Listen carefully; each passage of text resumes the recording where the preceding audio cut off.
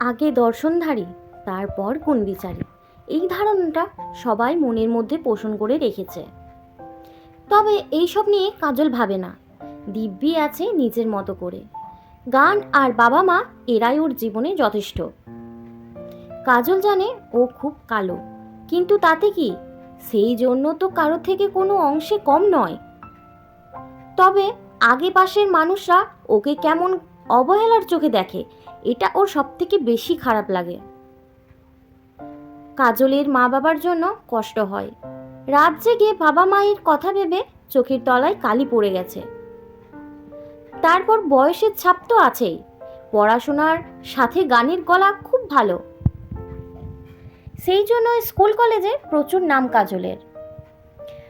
বাসটা খুব জোরে ব্রেক কষে আর কাজল ভাবনার ঘর থেকে বেরিয়ে আসে। সামনে তাকিয়ে কাজল দেখে বসে একজন ছেলে উঠল। বেশ কিছুক্ষণের জন্য চমকে যায় কাজল। এই তো সেই রণজয় দা।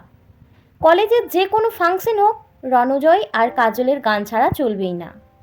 দুজন যখন একসঙ্গে গান করত, সবাই মুগ্ধ হয়ে তাকিয়ে থাকতো। তবে কিছু মানুষকে কাজল বলতে শুনেছে, রাজপুত্রের পাশে কোথাকার শ্যাওড়া গাছের পেতনি। কিন্তু মনে মনে এইসব নিয়ে কখনো মন খারাপ করেনি। বরং এটা ভেবেছে ভুল কিছু বলে না লোকে। তবে তাই নিয়ে কাজল কখনো আফসোস করেনি।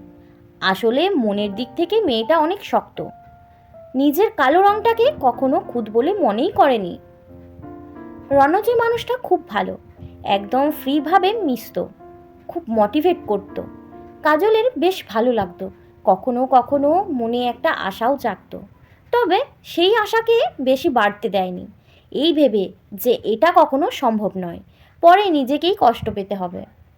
তারপরে কাজলের জীবনে এসেছিল বিপুল। ভালোবাসার সাগরে ভাসিয়ে নিয়ে গিয়েছিল কাজলকে। নেক্সট পার্ট খুব তাড়াতাড়ি আসতে চলেছে। তার আগে চ্যানেলটি সাবস্ক্রাইব করে দিন, সাথে লাইক, কমেন্ট, শেয়ার। ধন্যবাদ পুরো ভিডিওটা দেখার জন্য।